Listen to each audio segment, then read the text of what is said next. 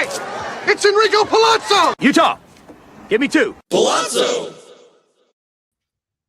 Hey, what it is. Welcome to the Big Three Next Three. Oh my God. Podcast. What are you, oh my godding? You just said what it is. Yeah, what it is, man. What's happening? Let's make it happen. We got to talk about baseball, brother. Football is over. And I out of all of us, I'm the most excited about football, and I'm way excited that it's done. Grey Cup was over in November, guys. Yeah, I know. Yeah. Yeah. Gotta watch myself. I'm a little feisty still from yesterday. So welcome to the Pallazzo. Not a Bad Bunny fan. Sam is, everybody. Just he was a big Kid Rock guy yesterday. So man,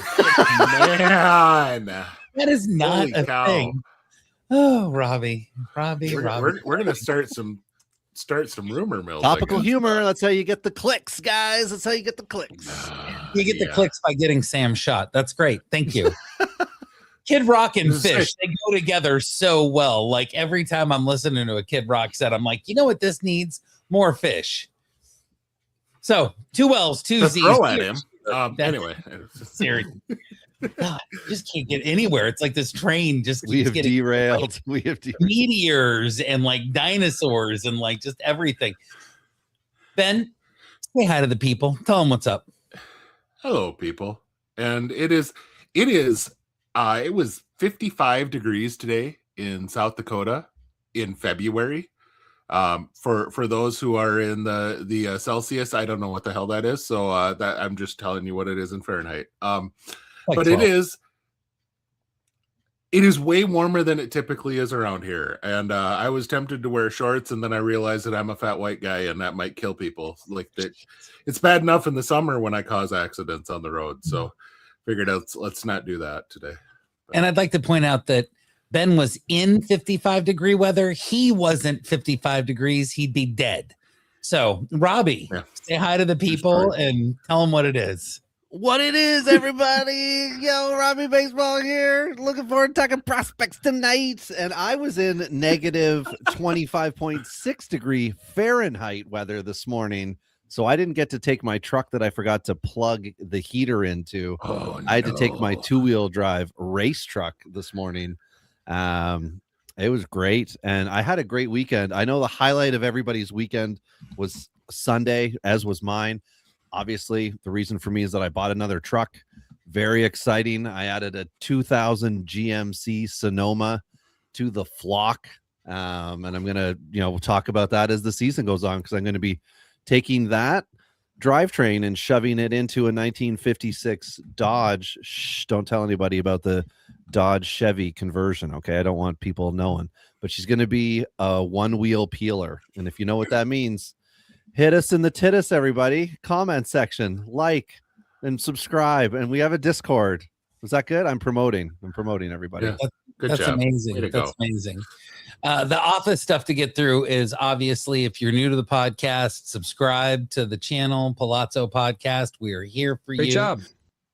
Not only for all the fun things that we'll talk to you about fantasy, but life. I mean, seriously, you get to hear about Robbie and trucks. Who doesn't want to have that regularly getting filtered into their stuff? Wow, dude.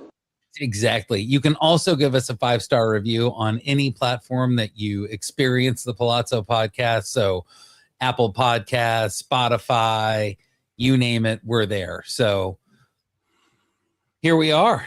You guys got any news and notes that you want to get into before we talk about three?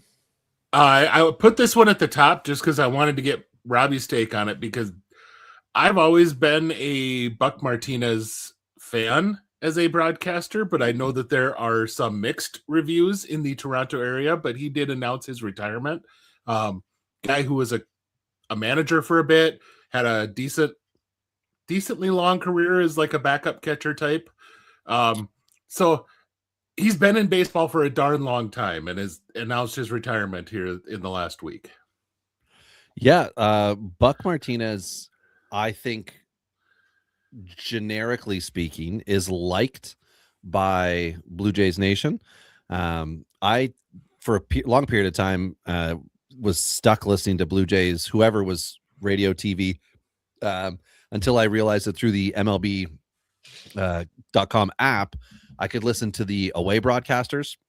So I've been doing that for, I don't know, 8-9 years now, something like that, just to get the perspective of the visiting team on their players and all that. So I haven't been listening to all the Buck Martinez stuff, but Buck was great. He broke his leg, I think blocking the plate when someone was sliding home as a player. And then, he managed some decently talented teams, but not like this was in the Yankees by the pennant era.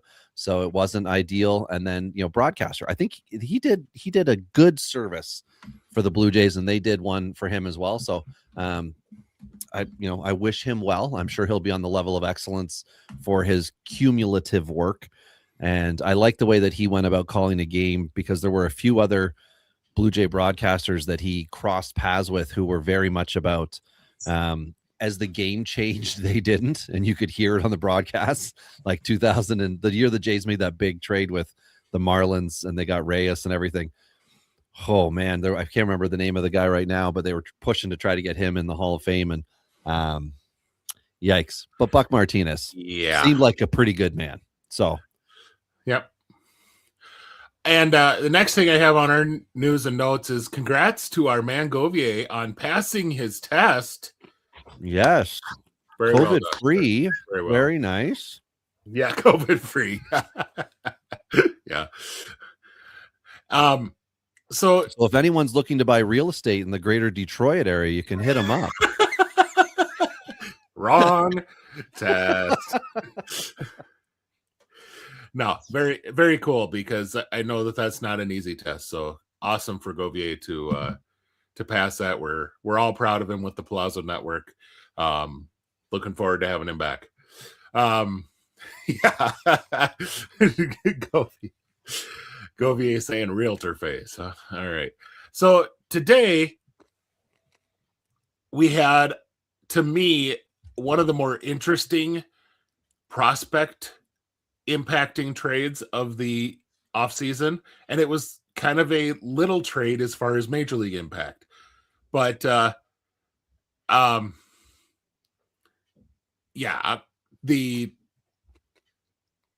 what are you doing? You're adding things in that don't belong where you don't have the trade named right. You've got potential pitching logjam in Milwaukee, but like this is the Hamilton trade. That's how this is going to go down. But he doesn't pitch, so that doesn't matter on any of the names that I put on this list. But I had to add him because he is the cornerstone of this deal. So the trade. What's the trade? The trade sent Caleb Durbin and some other pieces that are likely not going to see more than a few at bats for the Red Sox, and a comp pick to the Red Sox in exchange for Kyle Harrison, Shane Drohan, and David Hamilton. Yeah. Hamilton automatically moves into the backup role around the infield. Absolutely much. Andrew Monastero was one of the guys that got sent back to Boston. I think it's a really good trade for Milwaukee, because one of the things that they ran into is they wanted their utility guy to be able to handle shortstop, and Monastero is not a shortstop. Hamilton is not either, but he at least can look like one for a short period of time. Plus, he brings an element to the game for them on the base paths that other guys on the bench won't. We aren't going to touch Durbin because Durbin's a major league guy and he's going to be a major league guy, and but this is really an interesting impact trade in the pitching, because right now Logan Henderson is on, according to a roster resource, is the 5th starter in Milwaukee, and Milwaukee has a really deep group. And then Chad Patrick is the 4th starter. I think you bring in Kyle Harrison. Shane Drohan is now healthy and was looking very good at the end of the year last year. Add those two in with Logan Henderson, Brandon Sproat, Carlos Rodriguez, Robert Gasser. There's a whole lot of guys in the back of that rotation that could be impactful. And then, oh, by the way, Jet Williams is likely now their starting third baseman. So that's going to be a lot more playing time for him. Which Can he play third base? Has he ever played third base before? He's got It's the easy. arm for Tell it. him, Wash. Yeah. Yeah. Where's your Ron Washington? No, I put in the notes here that could mean shifting positions again for Terang and Ortiz, because they did play short and third in 24. And to be fair, I think both of them had a lot better offensive seasons in 24 when they were in the other positions in shortstop and third. So maybe it's a good thing to push Williams to second base and have those two guys bump over spots. But regardless, I think the big thing here is going to be the pitching. And I don't know if I really trust any of those names now with a spot that I'm assuming is going to even give me 100 innings. So Ben, Because here's they my all have question for options. you.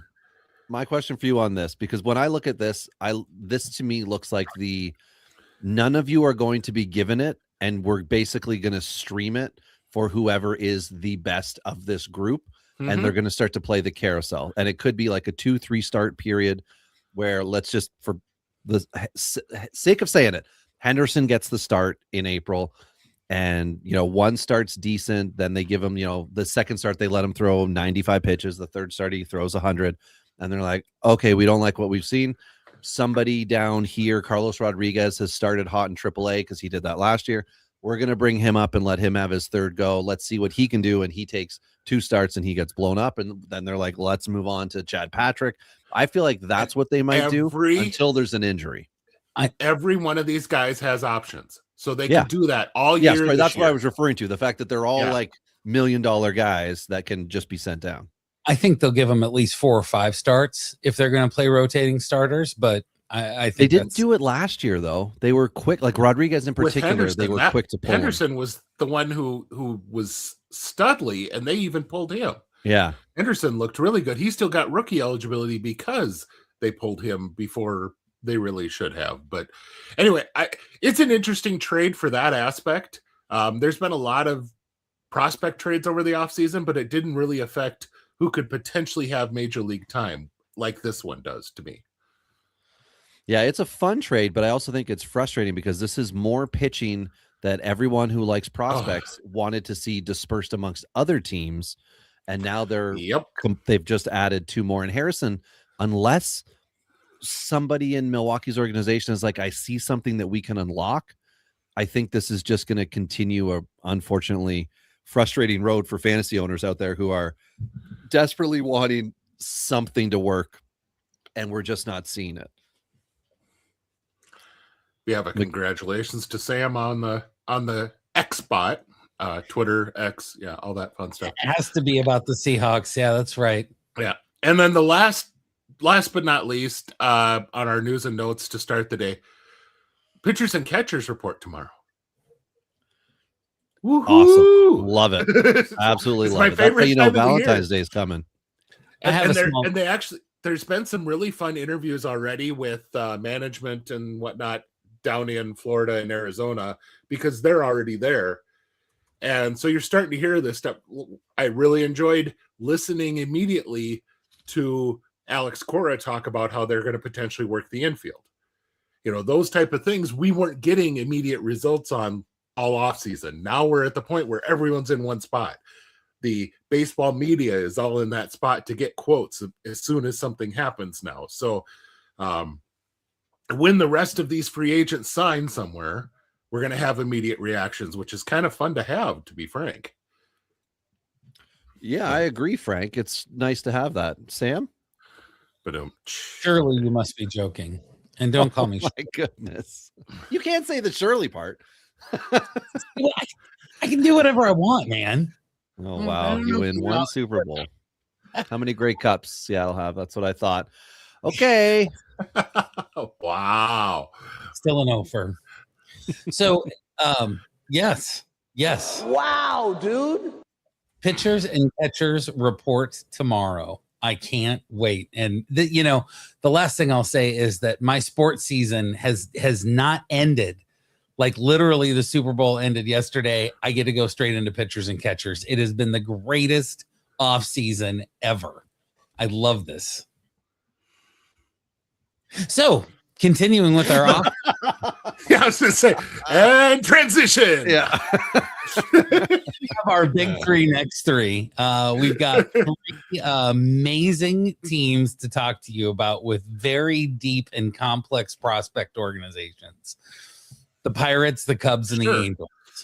Okay, I might have been lying about all three. Actually, I think the Pirates have have a tremendous system. Yeah, I was going to say that the last few years, they've really done a lot to change some of that.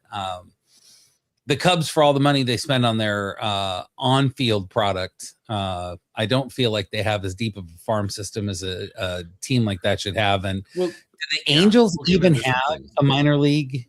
Oh, my God. They have the best one. They have the best one. The Angels have actually made some big step forward. And so I like saving them for last tonight simply because they are the biggest difference from talking about them last year to talking about them this year, I believe, as far as how the organization looks. There you go. I'm ready to learn. So let's start it off with the Pittsburgh Pirates. They have a big three coming to you and couches near you while you're going to be watching baseball. Robbie, why don't you start us off? Who are your big three for 2026? Well, I'll recap my 25 just for fun and because I finally put it in the show sheet and didn't hold it to myself. I'm not bragging, and you'll know why when I say the names. Thomas Harrington did not go well. Bubba Chandler, sure. Nick York. Okay, so we're on the up and up, and we're talking about how great the system is. We have the greatest hype player since the last greatest hype player in Connor Griffin. We love them youths on the prospect list, and he's got all the things, and everyone's excited. And for some reason, there's talk that he could break camp with the club, and that makes no sense because people that are saying that don't know what the Pirates do. It doesn't make sense to do that, but it would be so cool if it did. Anyway, I'm repeating Bubba Chandler. He's ready. He just needs a good spring to solidify a rotation spot, and let's cross fingers that we can see that. And then I did put on, which I find this to be based on the fact that they threw him in the AFL, which I know they do with a bunch of dudes, but Esmeralyn Valdez, the 21-year-old outfielder who had a great season last year, 26 home runs, 286, 376, and a 520 slug. And 24 was also a banger of a year for him. So this was not a flash in the pan. This was I can do it. Just give me the ball, in a matter of speaking. Maybe throw me the ball. Left field DH, bat type tag on him. The defense is not what you're putting him in the lineup for, but you are, as a fantasy guy, going to be concerned about what their lineup looks like to be able to put him in for everyday at bats. Because if they need him to be in the field and he has nerves or other things, that could potentially affect his playing time, assuming he is up later this year. So we'll see if Pittsburgh throws him to AAA, and then in the summer we could start to maybe seriously consider potential promotion based on how that goes. But I love the three of these dudes, although I think Chandler is ready from, first pitch in spring training. Valdez we could see midseason, and I don't want Griffin up just yet, more so for the sake of the fact that he's still he won't even be able to drink when they come to Tirana because he's not even 19. So I would not mind more minor league time, but if the powers that be think he's ready, sure. For everybody out there, say the last player's name again, because when you said that was not one that I was expecting. Esmeralyn Valdez. And I'm sure Valdez. Esmerlyn. Yep. Valdez. And so hot. I don't have him on either of mine, so I'm just going to comment quick. One of the things that I struggle with him, and this came watching him down in the AFL really hit on this because we happened to get Esmeralyn views when he was in a struggle bus. And what he does, he goes on long streaks where he sees really well. He takes pitches. Yeah, there's some strikeouts, but there's also a lot of walks, and then he beats the hell out of the baseball when he hits it. When he got down to the AFL, he started off that way. There were people going, oh, he's going to break all the records for home runs, yada, yada, yada, after the first 2 weeks. and then he really struggled to finish it out.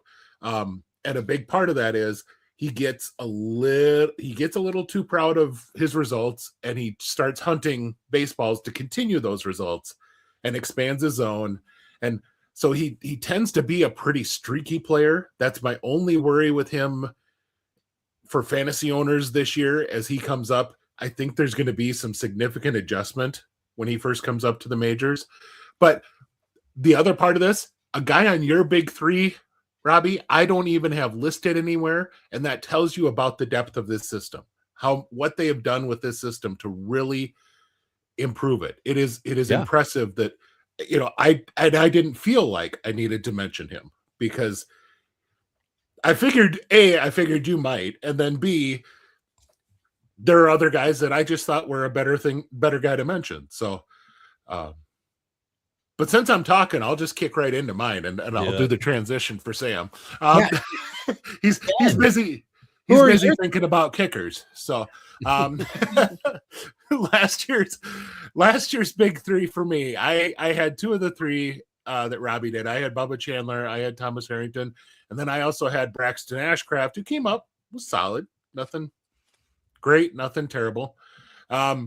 This year we have two of the three the same. Griffin,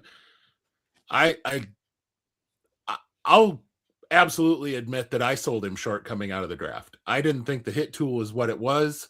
This was a guy who was, folks forget this, he was a legit first round talent as a pitcher. And so there's a lot of question as to whether the decision was correct to draft him as a shortstop or if he was going to eventually have to work back as a pitcher. There was a lot of question about whether he was going to be able to handle shortstop, which he's really improved there. But now, because he had such a season, the comps are getting a little nuts. I will say, just watching the raw talent, I threw out, and this is before I knew Sam was going to be on with us tonight, I threw out an absolute ceiling projection of Julio Rodriguez. Because I don't see him as that season of Julio's. Well, and that's the whole point, though, is I don't see him as a 300 plus type of hitter. The big comp that he usually gets right now is Bobby Witt Jr. I do not see him with that kind of contact. I don't see him with that kind of speed on the field. But if you told me he had a couple 30 years where he was hitting 270, I could 100% buy into that. And so that's where, absolute superstar level, I think, is more of a Julio Rodriguez superstar than a Bobby Witt Jr. superstar. But that's still a pretty freaking good player. And there's a reason why the Pirates arguably have the top position prospect and top pitching prospect in the game between Griffin and Chandler. Chandler, we didn't get to see him much. Everyone expected that he was going to come up early last year. The Pirates faked us all out or whatever. But well, they did Harrington, and then when that didn't go well, I wonder if that adjusted their plans across the board. Yep. His stuff, no doubt, best in the game. Struggle that he has is consistently controlling it. It can look really, really good, but it's nowhere near when he's on, he looks like an absolute ace, and maybe the only guy who I might take him as a right-handed as a pitcher more is the guy on his own team who is the ace of that staff. But the problem is he wasn't that level of on very often. And so is he a 2? Is he going to be a high variance 3? That's the question to answer. And granted, he's only a rookie this year. There's going to be lots of ups and downs this year, but what does he settle into? The third guy I have on mine is Seth Hernandez, and their top draft pick this last year. You can make an argument that this might be among the best high school right-handers we've seen come into the draft in a long, long time. Simply because there's a lot of comparisons to Jackson Jobe, and I think that those are really good, apt comparisons. But Jobe was a fastball slider guy.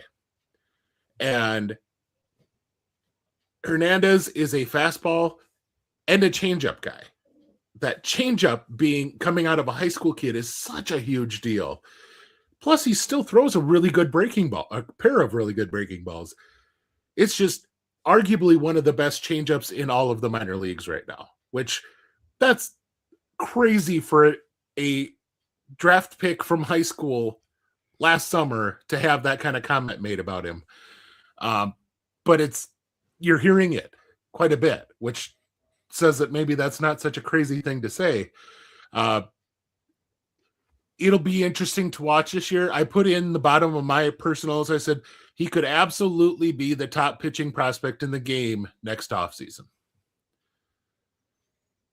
That's high praise. So yeah, I'm Seth a big Hernandez fan is of, no joke. yeah, but I'm a big fan. Isn't he a Northwestern guy? Like Northwest part of the country? Or am I wrong on that? I don't remember. Okay. I don't remember off the top of my head. I could probably look it up real fast, but we're chatting here. So Expedience is our middle name here, boys. So wait, we're Expedient? That's a thing that we're now doing? Hey, we were done in less than 90 minutes last week. Yeah, we were. What changed? It's just the two of us. One and we variant. both had somewhere to be. One variant that's different. Thanks, Robbie. Oh, that's not what I meant. Yeah. We both had somewhere to be, but yep. So I'm curious about your next three then, because I thought Seth would be the one that Robbie would have said. I haven't looked at show notes. I haven't ruined it. It's all live for me and fresh. So who are your next three? I wonder how you guys line up for that. Yeah, I've got here at 27 minutes. Ben, are you up first here? I can. Sure. Yeah, I said Ben first, but I mean, I'm sorry. Do what you want. I only hear things I want to. So last year I had Canadian Connor Griffin, I had Levi Sterling, and I had Xander Muth. And the Sterling and Muth thing I thought would work quicker than it did. They're both high school pitchers who are aging like high school pitchers, and that's okay because the Pirates have a deep enough system to slow burn them, and that's okay. This year I have Edward Florentino, who, holy crap, did he jump up this year. I don't know where he's going to be defensively. He's got an arm that could work in right field, but he's really got crap for reads in the outfield. So that's the other thing with Esmeralyn Valdez. And I have another guy we'll mention here in a second, that there are a bunch of guys that are kind of on that fringe defensive profile, the best with the bat in their hand outfield profile. And the Pirates have a number of those guys, which could be good for their offense, not so much for their defense. I wrote down on here, the power and contact skills are impressive, and it reminds me of Juan Gonzalez, which that could be a big deal. But that's also, there's some negative to that too. Florentino does not exactly, there you go. I am a huge Juan Gonzalez fan. Signs for free if you mail him baseball cards. Yes, he does. I have a number of them. So I have all of his rookie cards signed. The thing that is a negative with Juan, and why he ended up kind of immediately falling off a cliff, not steroids, is because he was the type of guy who would have 650 plate appearances and 30 of them were a walk. That doesn't work very well in the major leagues.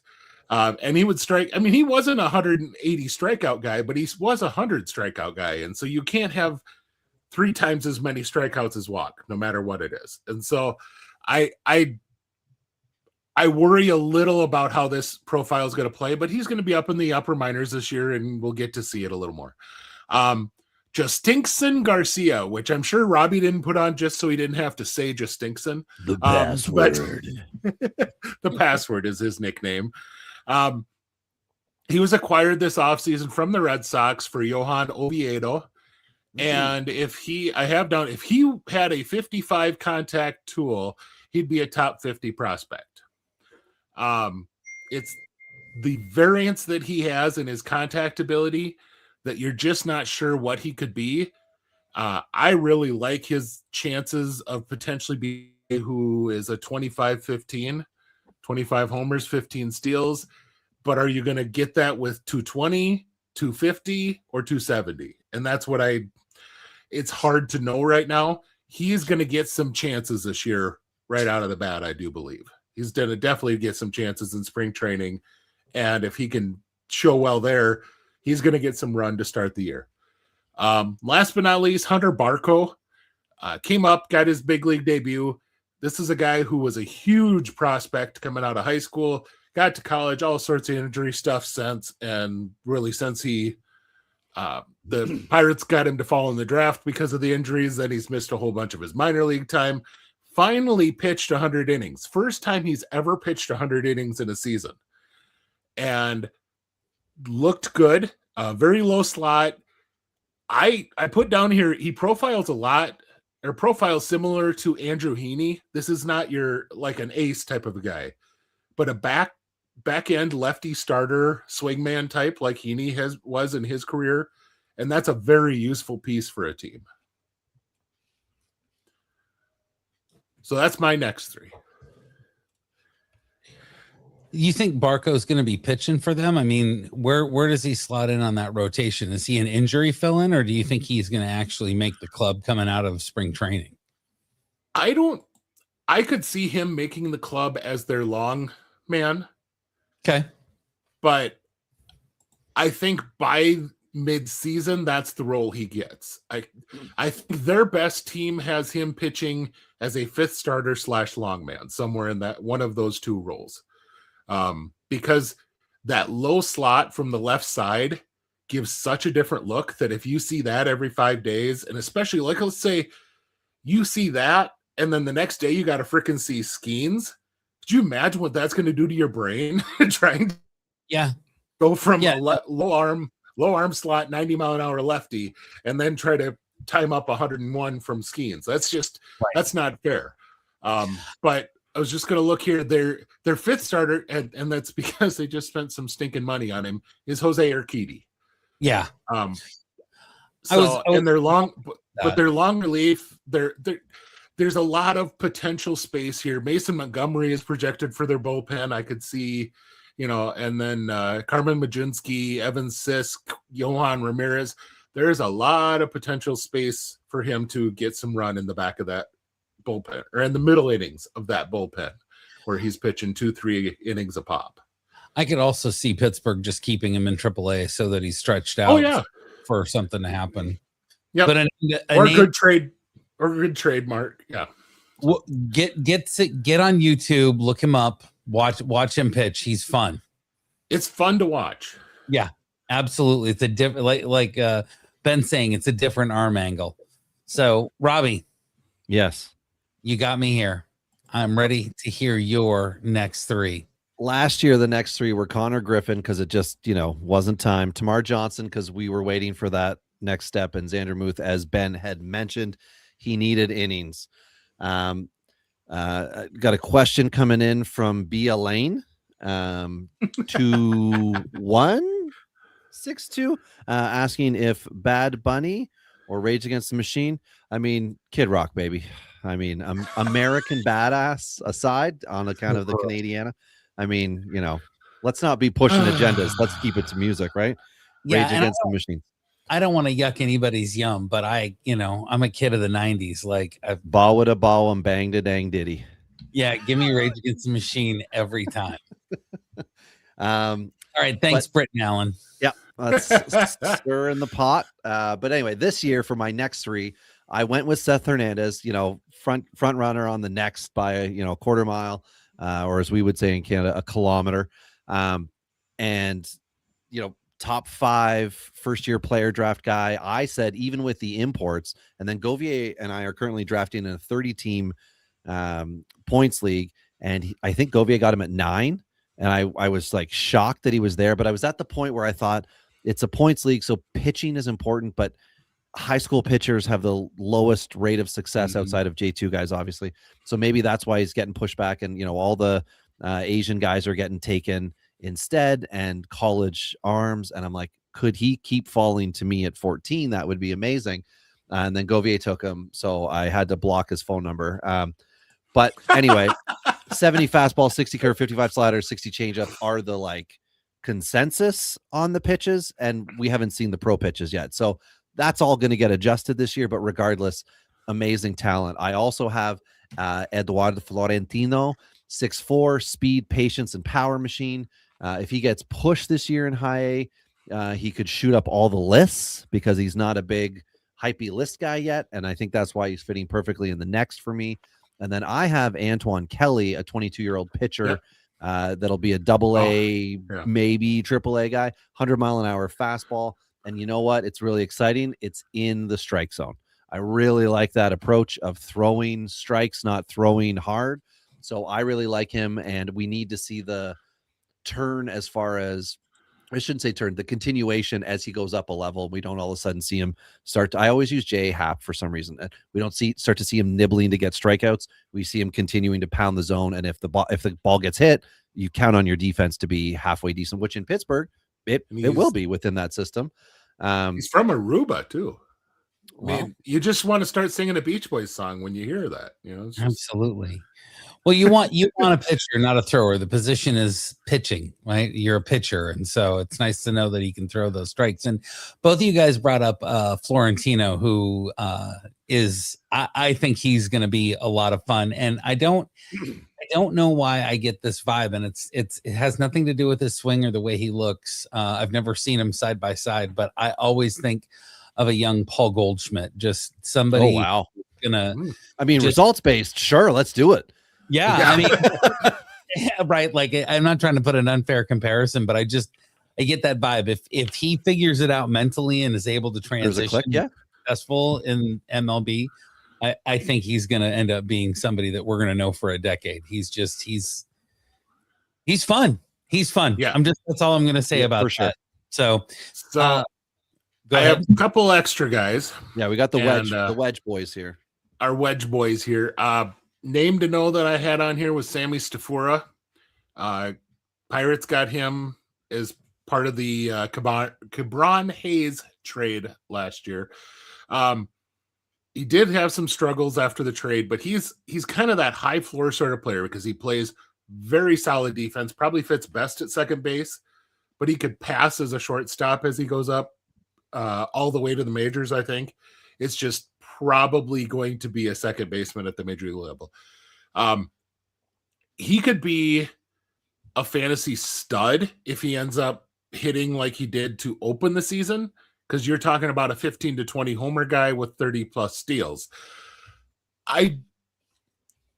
What you saw in the second half of the season, once he got with Pittsburgh, once he got bumped up a level, shows that he is a high school draft pick that needs some time before we really determine these things. But he's fun. And they've got some other guys. The other guy I have on here listed, if Robbie would have mentioned Stafura, is Wyatt Sanford, another high ceiling shortstop from the high school ranks. This system has a lot of fun guys you can talk about. My 2025 draftee, I was between two guys. I really wanted to talk about a catcher, but I decided not to. That was the right choice. Because you cannot beat the name Murph Gray. And it's M-U-R-F, not M-U-R-P-H. It's M-U-R-F. Murph Gray. He was their second round pick. He broke Aaron Judge's career home run record at Fresno State. So, of course, he's going to hit 70 in the major leagues some year. No, he's big, has a big arm.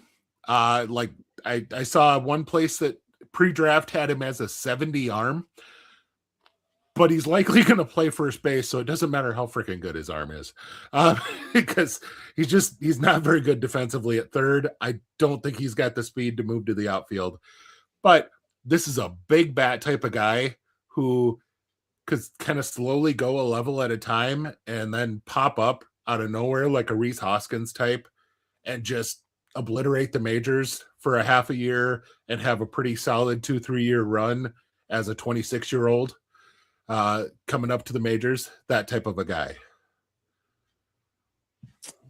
Okay. And this is a good thing to, I don't know if he's going to come up with you, Robbie, but Britton brought up Tamar Johnson. And I think Tamar has really solidified himself as a future major leaguer. But there's so many guys who have higher ceilings now in this system. It is not so much that Tamar has fallen from grace. It's that they have so many more exciting players. Tamar looks like a guy who's going to be a average defensive second baseman who hits for a mediocre average with a lot of walks and might have a couple seasons where he pops 20 to 25. Usually is going to be more like 15 home runs. That's not a bad player. It's just not exciting. Yeah. Slow burn, drafted high at the time of the draft. It was, wow, that's like this is going to take a bit. And it has been. And that's why he, I think for 2 years for me was in my next 3. And I just decided I'm going to turn my attention to others because he's drafted every fantasy or every dynasty league, 15 teams and over. He's on a roster, and the guy that got him put a high pick on him and will not trade him, or he was traded before all this development started, and that guy's not going to trade him at a loss. So he's kind of a forgotten fantasy guy because you're waiting on his flower to bloom, and we're waiting on the big year. We just haven't had it. And I remember at the time of the draft being like, if his highest, like if he's already a second baseman, I have concerns about where he ends up. Yeah. Because if you're telling me at high school he can't run to third, like obviously not short, or he would have been one. If he can't be a third baseman, what's the next step from second base? Yeah. Because Devin Travis is the other example of somebody who had a really good hit tool, but was like second base is where he's going to be. And although he had injuries, Devin Travis could really hit for a few years with the Blue Jays. Howie Kendrick was another one like that. Okay, there you go. Locked in. But is that what we're going to see here? I don't know. So one of the guys that wasn't mentioned, Tony Blanco Jr., he's a J2 guy from 21, I think it was. He's sexy. Yeah, he's still developing, still doing his thing. He's a big boy, and he hits the ball hard. Life. There's also from last year's draft or 25 draft, Jared Jones was my guy for Pittsburgh that I got. And then the 3 like official wedge guys I had, Hunter Barco, who you guys went over really well. Ben, you said 100 innings. I had 99.1 counted. So well, then majors. Add in the majors too. Okay, he thank pitched you. Like 3 innings in the majors. Is yeah, really 281 ERA in the minors with 116 Ks, 50 walks. So yeah. Bullpen, maybe work on it. Sounds good to me. And then the password I did have because he needs playing time and it should be available. He's a home run and an OBP guy. Let's see what Pittsburgh can do with them. They have a way of really making these players into nothing. And then Thomas Harrington, who of course came up and had 8.2 innings of some of the worst Major League Baseball debut you can imagine for a guy who was the pinpoint control, the this, the that. And then he went back to AAA and in 96 innings, just his ERA spiked. 534 versus the previous year's 333, and the control was gone. So I don't know what to honestly expect from him, but I have seen him move in many dynasty leagues since his debut and demotion. I know his value is way down. I usually try to buy guys like this at this point in time. I haven't been able to because the price is still a little higher than I'm willing to pay for somebody who came up and reminds me a lot of Carlos Rodriguez in the failure department. Not everybody can make the transition.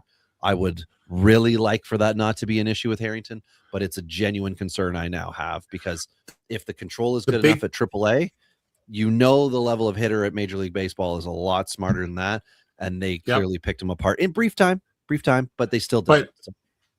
But there's something up with his, like he had better walk numbers in AAA, but he didn't have the issues with the long ball that he did this last year.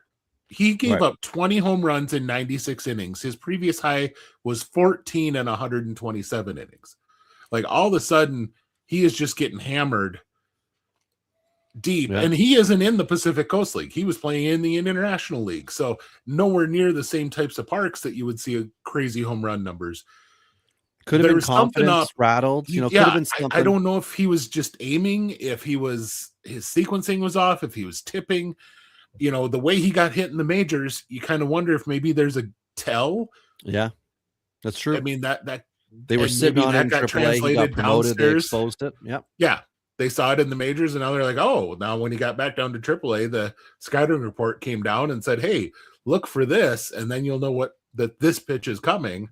And they just sat on it and crushed it. So that's the thing that I noticed with him. But the funny thing is, you could easily not even talk about him and have 2 or 3 more pitchers to talk about too. Yep. The system just is really impressive in depth.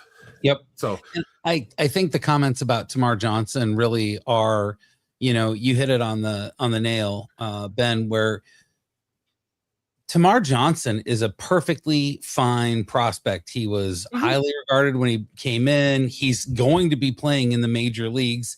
He might be boring. He might be a platoon or a bench play. We don't know where his ceiling is at, but that is better than so many other players that we end up talking about. This isn't bad. And it's literally the change in the landscape around him. The players that are in the Pittsburgh system are fun to look at. And I think that, the thing I'll say before we move on with that is they're wasting Paul Skeens' career. I want to see what they're going to do with this minor leagues, because they tried to make some splashes in free agency. They don't spend a ton of money, but they were. You don't think Marcell Ozuna is going to be the thing? No, that's the other thing, is bringing in Marcell Ozuna when you have a whole bunch of guys like Justinson, and you have, Valdez, and you have all these guys that are best with a bat in their hands and really scary out in the defensive side of things. And now you've got DH plugged up with Ozuna. But he could be coming in to mentor the players and talk about how to be a pro and how to treat your woman right. And wait, no, hold on, give me a second. Let me rebound. It's an interesting one. Maybe sell a couple jerseys.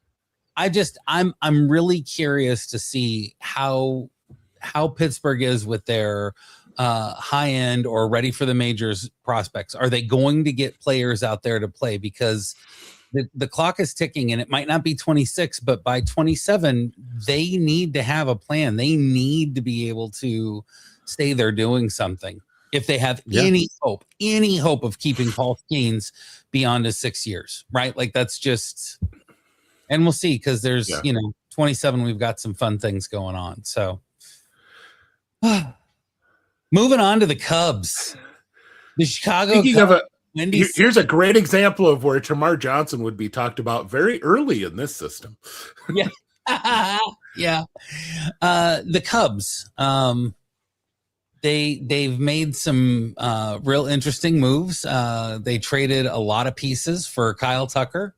And now tell me what's left. Robbie, let's start with you again for their big three. Who are you excited about when you think about the Cubs minor league system?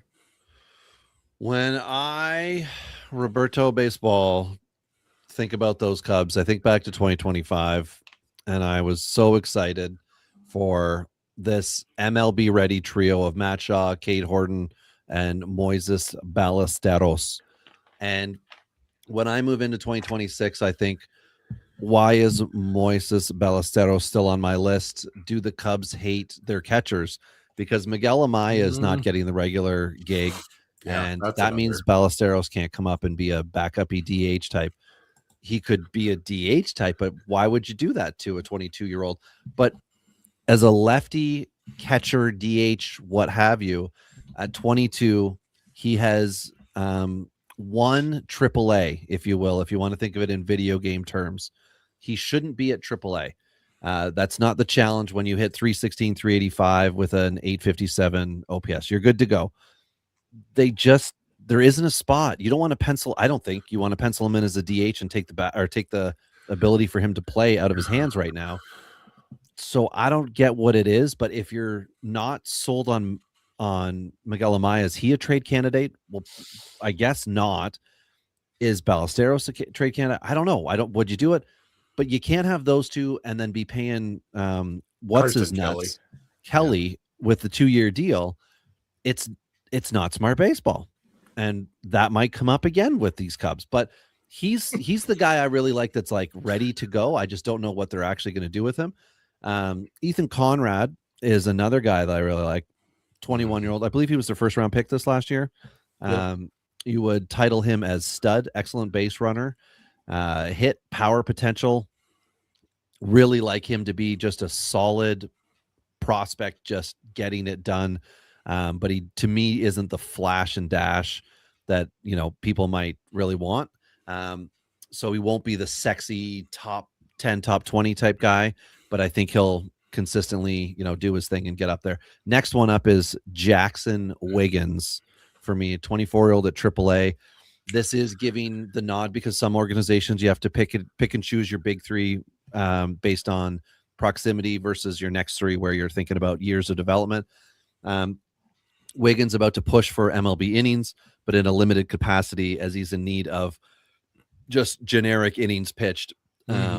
Maybe 120 would be the cap for this year, but let's see what we can do with the Cubbies. So it's not some long illustrious list that I had to choose from. I realistically had 5 guys, and the 2 that failed to make the big 3 are wedge guys that I look forward to talking about after. So Ballesteros, Conrad, and Wiggins.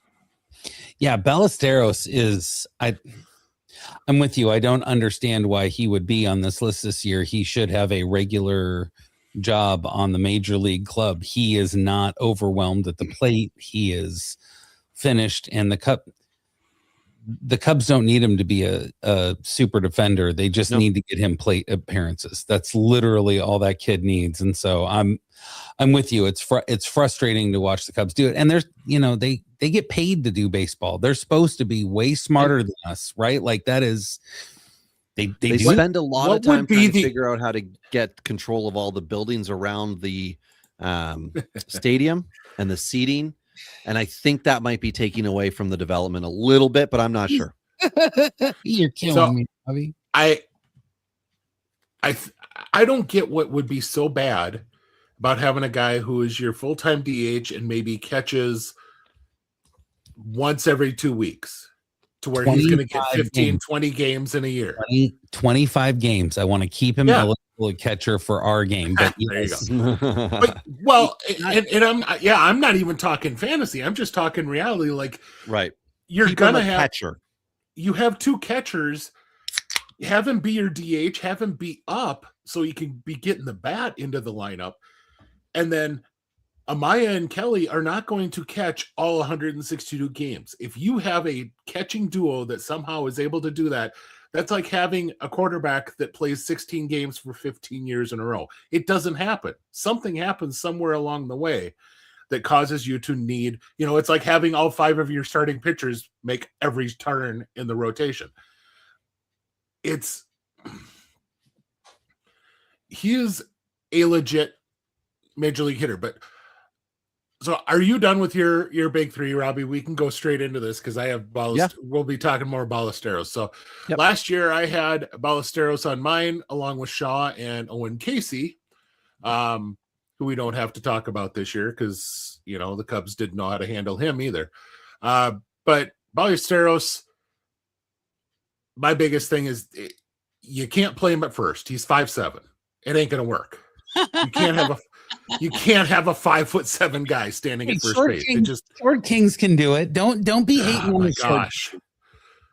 Well, okay, then I want you to go watch Luis Arias at first base for the Padres for the last 2-3 years. No. When he committed multiple errors on balls that were at the chest of a guy like Freddie Freeman or Matt Olson or a normal 6'4", 6'5" first baseman. You want a big target. You want a big target at first base. But to defend a short king, as Sam was just trying to do, they had $500 million on the left side of the infield that should have been able to throw to a needle and hit it with Bogarts and Machado. Yeah. That's maybe that was part of the strategery they were implementing with Los Padres.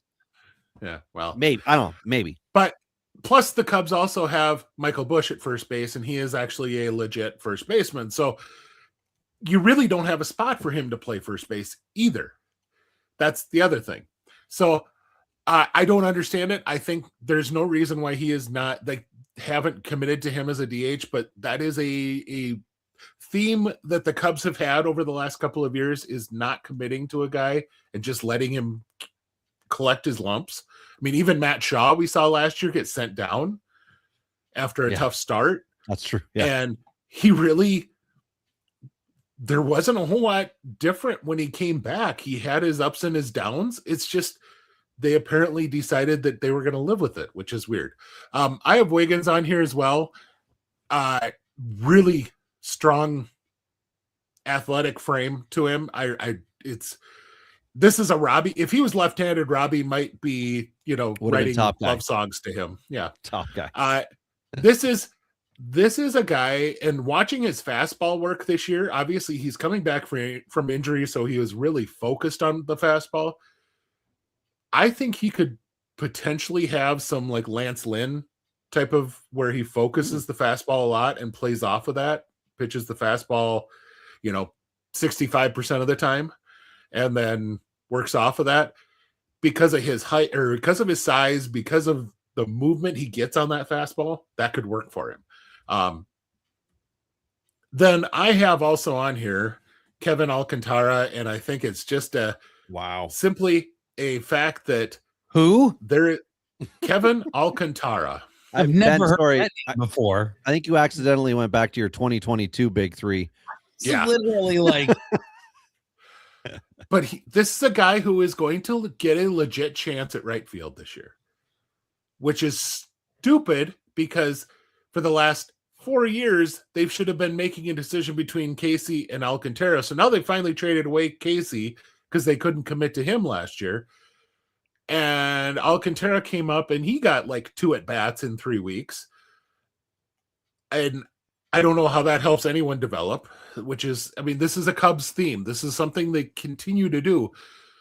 And still looks the part, 6'6", 210 pounds, looks like a holy, coming off the bus. This is a guy that you should be scared of. And you get him in batting practice and he hits these balls that just fly. He goes out and he's running around the outfield and looks like a stud. And he has a batting eye that I think might be struggling with little league breaking balls. That's his biggest issue. And obviously that's a problem, but they have an opening in right field. Maybe they're going to finally give him a chance to work that crap out. I don't know what else he's going to do in AAA. Really, what else is he going to learn in AAA that he hasn't already at this point? If he hasn't learned it by now, what else is he going to get out of that? So I have him on the big three simply because the opportunity is there this year for him. Probably, depending on how you want to look at the next three, I have the next three more of a guys to watch coming with the Cubs rather than a bumping up against the majors, because they have quite a few guys of these bumping up against the majors.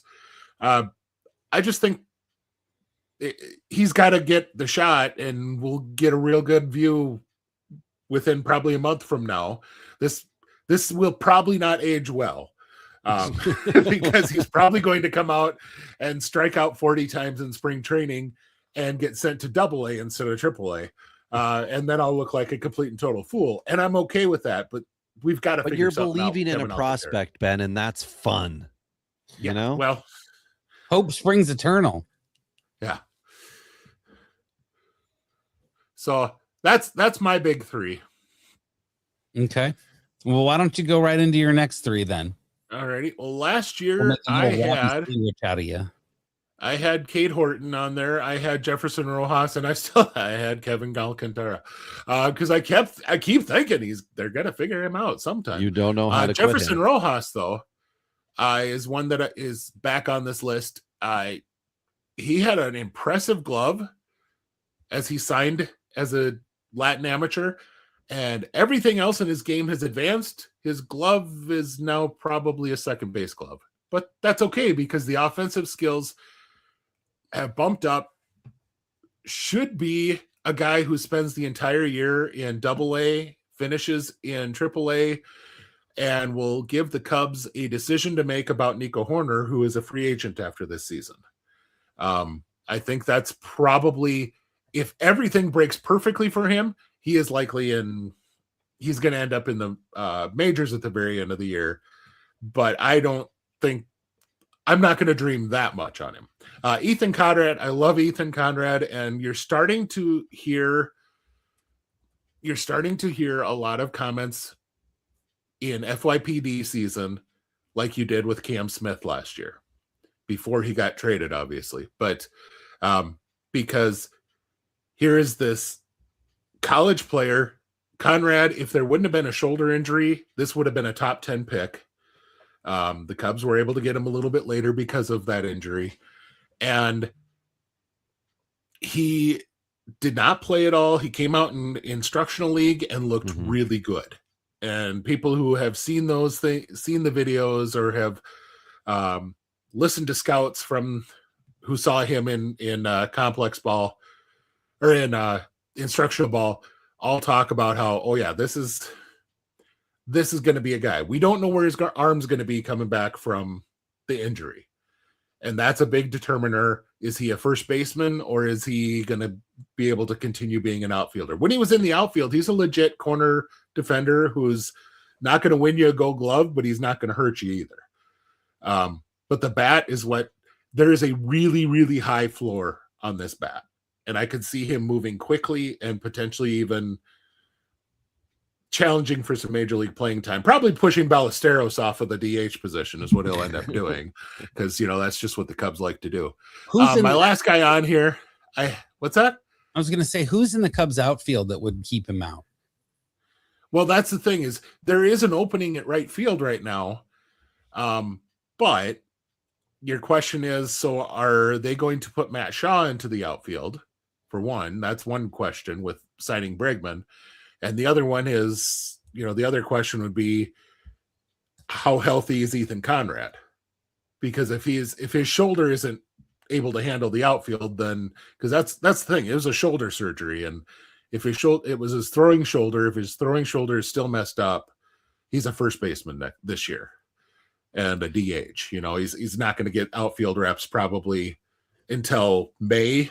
I bet you he gets some run pregame, but I bet you he doesn't get a game outfield rep until May. I think that would be great. Like, if they chose to do that, that would be great. And then, because I've injured both my shoulders, and it takes a hell of a long time for a regular Joe to do it. So for a professional athlete who you have millions, invested in, that you want to, sell your jerseys and things and help to fill the stands from the buildings that you buy around your stadium, just trying to control those assets. You want to develop him properly and not have him do the old, Ohtani. You want to pitch, like, go ahead, throw high heat. So they want to keep that velocity off the shoulder, I'm sure, as long as they possibly can. And then why not add the asset of first base in 26, and then they can reintroduce, the fielding aspect in 27 if they really wanted to full season delay. And it would also screw a lot of people's heads up, because they'd be like, but you have young Michael Busch, you don't want to move him. But as we just discussed, or as you just mentioned, you got Matt Shaw, who you just kind of forced his hand out at third by bringing in Bregman. So they've got, they got stuff to do.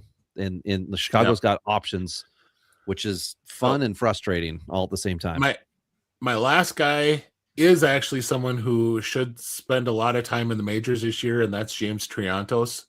Got up to AAA last year. He is, the old Denny Green. He was who we thought he was. He is not going to be an elite starter like some people thought he would after 24. But he's a guy who can play second. He can play third. He can play the outfield. He can hit a little. He can run. I think this is probably a really solid contact first utility guy. And the Cubs have a way of using guys like that well. That is one thing the Cubs do well, is they use a guy who can play three positions pretty darn well. And I could see them using him fairly well. If we all remember, Ian Happ was drafted as a second baseman, came up figured things out. Chris Bryant initially was a third baseman and made the last out of a World Series as a third baseman, but was really probably better as an outfielder. Kyle Schwarber was a catcher that the Cubs turned into an outfielder who then turned into a DH. They do some things being able to move guys around and find a spot to get a decent bat in. And if you have the defensive flexibility, they find a way to use you. But Triantos, I think, could be just a guy that comes up, and they've had guys like this before on their team that ended up with 350 to 400 at bats. And I think he could fill that kind of a role for a number of years for him. Well, the original is the Ben Zobrist, and this is where he was donned, right? Like, yep. So why wouldn't they keep rolling that out? And to the point that B. Elaine has put in here in the chat asking about Tilar Austin and how does he fit in coming back from MPB and international play. I think however the hell he possibly can with a smile on his face is how he's going to fit in, because he won't start unless it's Sunday. But I can't imagine the scenario in which every night game to day game, they don't put him out there for one of those two to offset whomever it is. Yeah. And Michael Busch isn't a guy who needs to sit. And that's the thing. Seiya Suzuki is another guy who should be playing DH. Yeah. Not in the outfield. And that's the problem is, do you run Seiya Suzuki into the outfield every night? Or Ballesteros, that's what you're saying? Or have Ballesteros at DH, because that's their whole issue. I mean, it really is. If they were smart, this is how it would work. But, we're talking about the Cubs, and the Cubs find ways to keep young guys screwed up. So it's not just the Rockies that do it.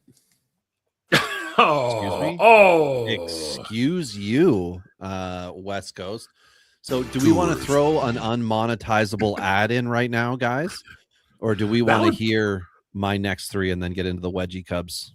Oh, I want to hear your next three in the Wedgie Cubs, but I'm sure Ben wants more fun than that.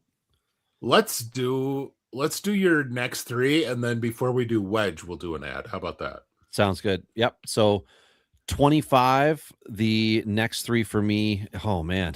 Eli Lovich, Angel Cepeda, and Fernando Cruz. Yeah, your list just made me giggle. Like, oh man, Robbie. Man. I did not remember this. All just off the tongue naturally. Like, and in 2024, my next three was Porter Hodge, Brody McCullough, and Jackson Ferris. And then after that episode, Ferris got traded to the Dodgers, and I got to do it all, or we got to do it all over again with Ferris. But anyway, woof. So I'm looking for a big rebound on the next three this year for the Cubbies here. And I'm starting it off. This is in no particular order. Jefferson Rojas, who you did mention. I'm not in love with the huge drop once he got promoted to AA. Like, everything fell off, and it wasn't for 50 at bats. I think he was 124, like a significant enough period of time to think like it should have come around. But I don't know all those little bitty factors that went in to where he was in his season, and if he got hit by a pitch and something wasn't feeling good for 2 weeks. I don't know any of that. But as you mentioned, the base skill set is there. So I'm going to trust in the, repeating the level, succeeding at the level. And, but I did knock him from the potential of a big three into the next. And then I've got my favorite of the Cubby. Well, not my favorite. Conrad's my favorite. My favorite of the next three guys is Josiah Hartshorn. Now, there's a name, Ben. Okay, yes, Hartshorn. Yes. But power potential from a high school prep star, 6'2", 220, switch hitter that has the luxury of time to develop. Why the luxury of time to develop? Because the Cubs like to work on the 8-year minor league system with a couple of the names that Ben has already mentioned. Usually they do that with the J2 guys, but he's 18. So he's looking at, a 2031 kind of debut, maybe something like that, realistically. But I just think he's got a lot of potential. And sometimes these guys, they hit and then they become a great hope, like Zahir Hope did before he got traded out of the Cubs system and moved on. Anybody? Nope. Okay, cool. All right, I got one more. And I saved him for last based solely on struggling pronunciation. Let me Let me see if I can find the pronunciator. It's not going to help me here. Son of a bee sting. I apologize for my delay here. I'm just going to try it. Okay. Ty Southensea. South Sea? Southern Scene. Sure. Southern S-O-U. Scene. It's South, I-S-E-N-E. Okay. I'm not picking him based on his name, obviously. But I like what the 20-year-old's got now. He is a potential first baseman at 5'9". Some would say otherwise, but realistically, he'll be at the position 1 over at second base. And he was fine in his A debut, but it was not perfect. A 387 OBP is what I'm kind of hanging my hat on with him. And he was a 4th-round pick in the 24 draft. The Cubs system is not ideal. These are a couple guys, I think, in Hartshorn and Southensea. Is that what we're going with? Who I think could be more interesting 1 year from today than they appear right now here before Valentine's Day. Okay, since I have been good and not said anything about the Braves, we're going to get this commercial.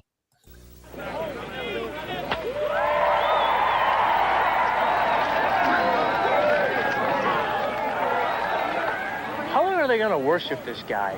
Hey, we got Cy Young winners over here.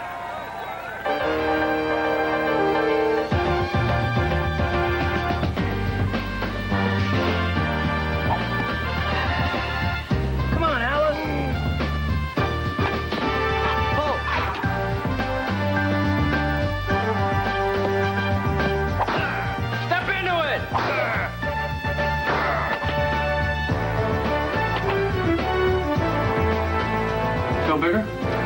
Yeah. Hi, Top. Chicks dig the long ball. Hey, have you guys seen Mark? You guys seen Mark? I love that commercial. Glavin's swing looked really good. He actually was a pretty decent swing. Lefty, I like it. Yeah, no, they don't build wedge players anymore. Yeah. So you have wedge players to give us. I do. I'll give you my 2 because it's pretty easy. I've got wedgie Jonathan Long, who's like a fantasy. Nobody likes him. Is he going to come up and be exciting?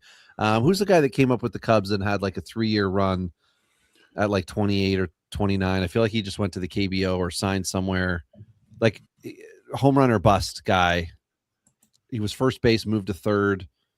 Oh my goodness. Anyway, that's what the hype reminds me of. Yeah. What a great way to say that and then not state a name. And the other one, and this is the player that I really like, but I couldn't put him in the next 3 because I think he's going to move a little faster. But I liked my big 3 as is. Kane Kepley, the 2nd-round pick in last year's draft.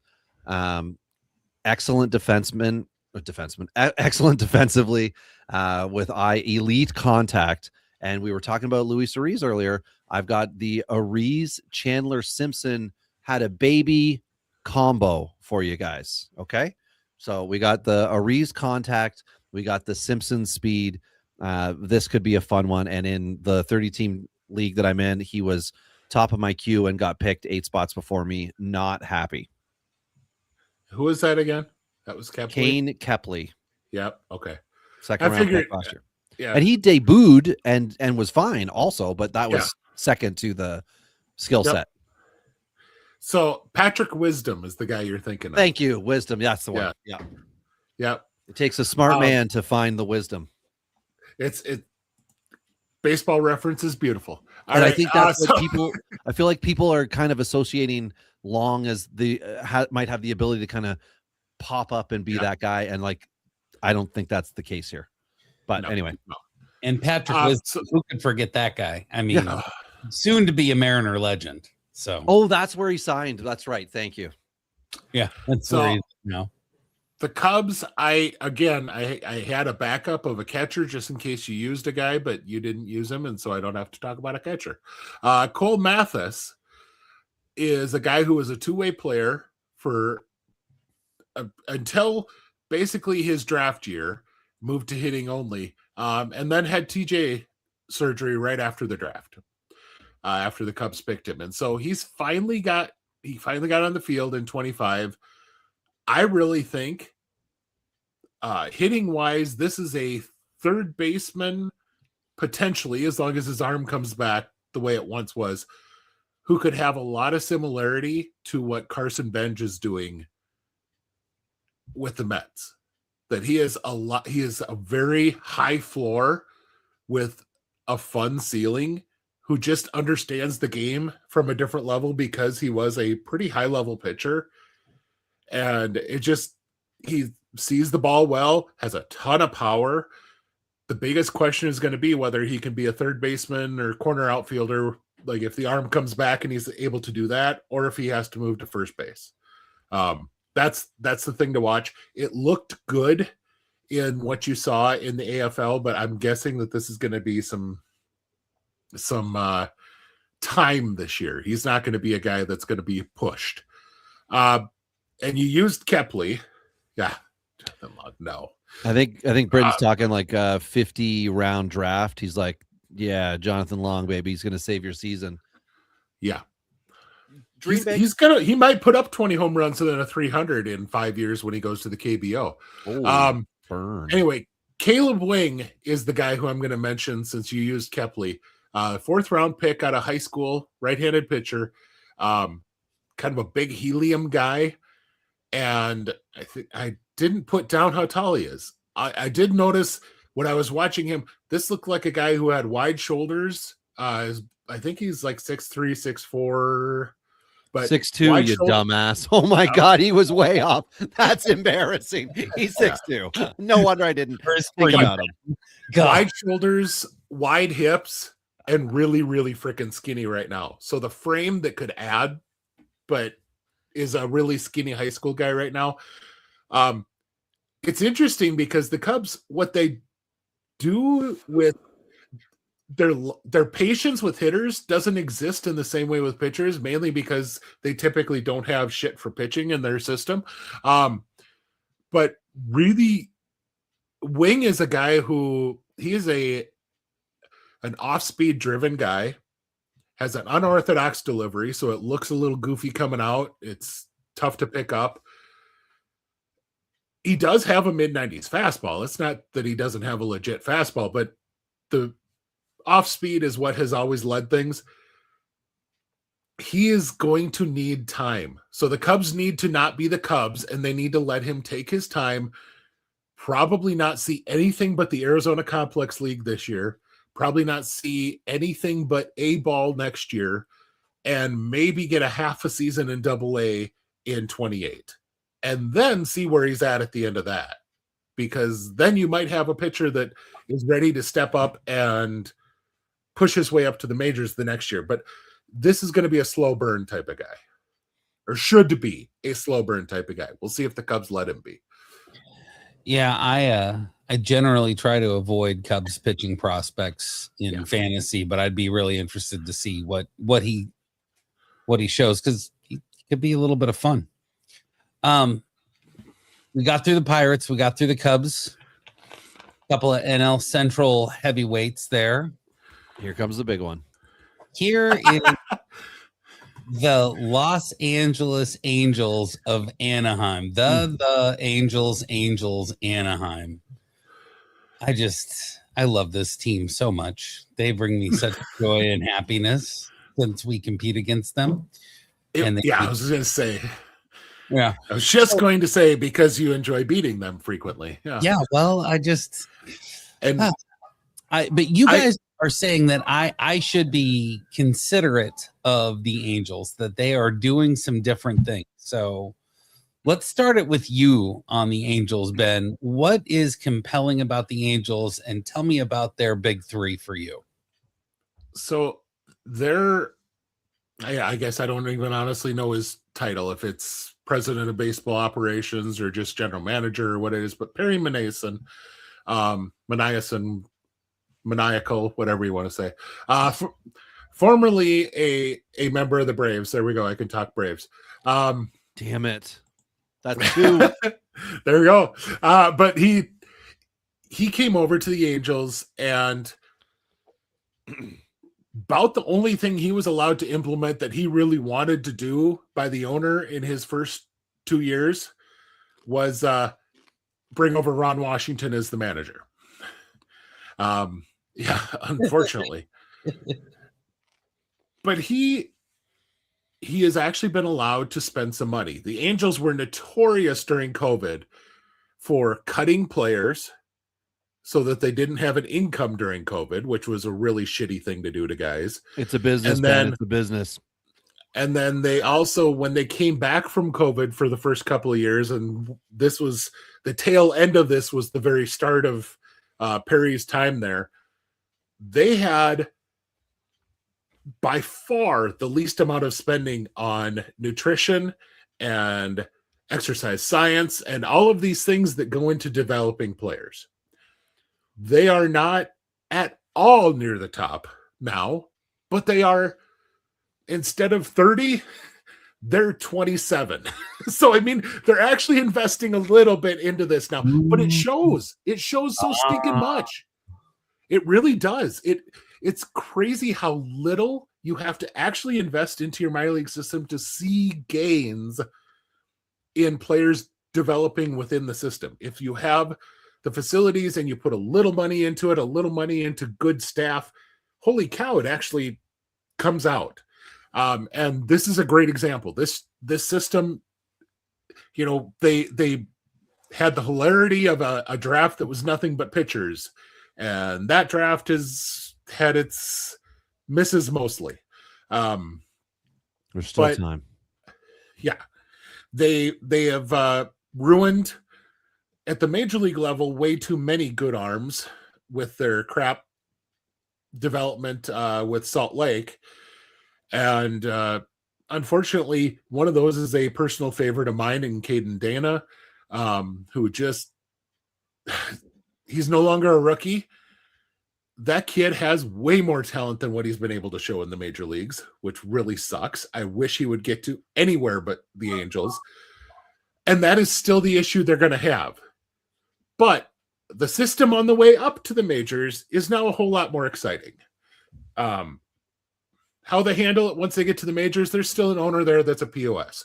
So, you know, you got what you got. And he's still going to have some issues with the checks. Oh, by the way, yeah, this one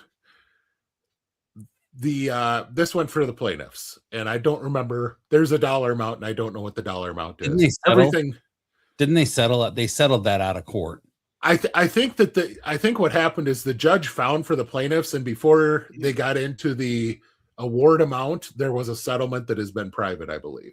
For anyone who's wondering what in the hell these two are talking about, B. Allen asked, how did the Tyler Skaggs lawsuit go? Did the jury find for the plaintiffs or Angels org? Yeah, and they did not find for the Angels org, which is legit. If you listen to any of that testimony, anyone who would have found for the Angels organization after that, wow. It was. Yeah, I don't like making other people's drama my entertainment, right? Like that's a thing that we do in our culture, is that other people's drama is our entertainment. And I like the whole thing, like somebody lost their life. Like there was a culture that really allowed for that kind of stuff. That like, this dates back in that organization too. This wasn't Tyler Skaggs where this came about. I mean, Tommy Hansen, a lot of what you heard was a very similar thing that he was going through with the Angels too. Yeah. And not Tommy ended up, but there's an awful lot of prospect talk that we need to get to. And it would be really cool if Ben's turn could end so I could go. Hey. You were the one that kept bringing up Kid Rock. You are in timeout for a little bit while we talk about So stop. On that, let's get into the big three. And last year, my big three is going to include Caden Dana because I love Caden Dana, and I'm still upset that that's being effed up by them.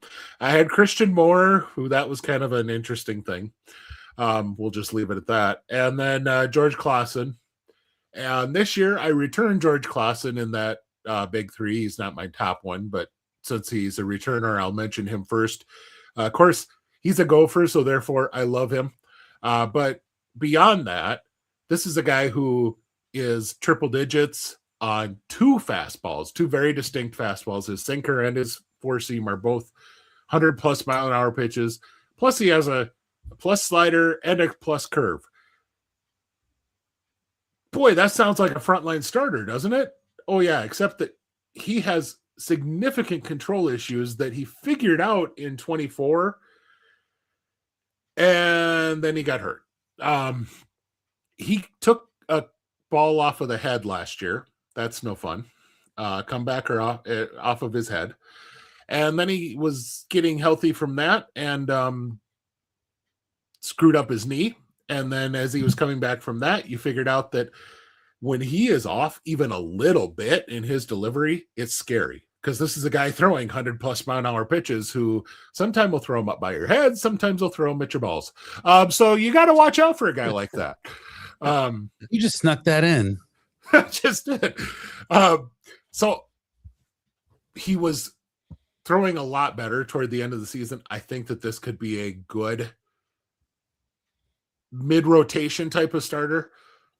If he can do that, or if he can get his stuff, or his control up to average, above average, if he's even just a hair below average, this is a fun closer. And you put him in like Ben Joyce in the back of that bullpen, and you are going to legit have some people not very steady in the batter's box. So top guy I have in here, top pick, Tyler Bremner. I think a lot of people were surprised when he went the second overall pick, only because they had heard all about Kate Anderson, only because everyone had told them that Ethan Holiday was the shit. There is no reason that Tyler Bremner was not a legit number two. Huge stuff coming out of UC Santa Barbara. So you know the guy can control the baseball, which he can, but he also can throw it hard too. He's not a typical UC Santa Barbara pitcher where he throws 90 with 5 different breaking balls and elite command, which usually works really well in the Cleveland system. And then somehow that same guy pops up to 98 and you're like, how the hell? But no, he already has the 98. And he went his entire final season, his entire draft season, pitching as his mom was dying of breast cancer. She passed away just after his season ended. She passed away in June, so she didn't get to see her son get drafted, unfortunately. So this is going to be an interesting year for him. It's first year without mom watching every game and all that sort of stuff. So there's going to be some stuff there probably.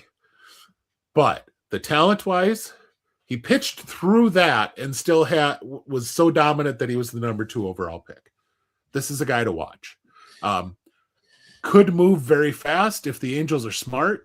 He is in Double-A at some point this year and letting them know with his performance whether or not he's ready for the majors. Yeah, and that makes sense for them. Real quick to hop in, the Angels like to draft major league ready pitching as often as possible, and I was grateful and shocked that they didn't pick Kate Anderson because I think he's got a very similar trajectory and I think he's got a higher upside. But Bremner wasn't a bad pick. I mean, no, you can make the argument, but it's also defensible and you're to your point. So I had to jump in and say, yeah, I actually like that pick for the Angels. You know, yep. I don't like it as a Mariners fan. So anyway, keep going with your other two. Sorry about that. So then my third one is Ryan Johnson. Ryan Johnson was a guy came out of college with holy shit stuff. And before he even could pitch a minor league inning, they put him in the major league bullpen. That's looked like a really stupid move. But when they finally put him back down to high A, instead of being a guy with holy shit stuff, he worked with like a 6-pitch mix.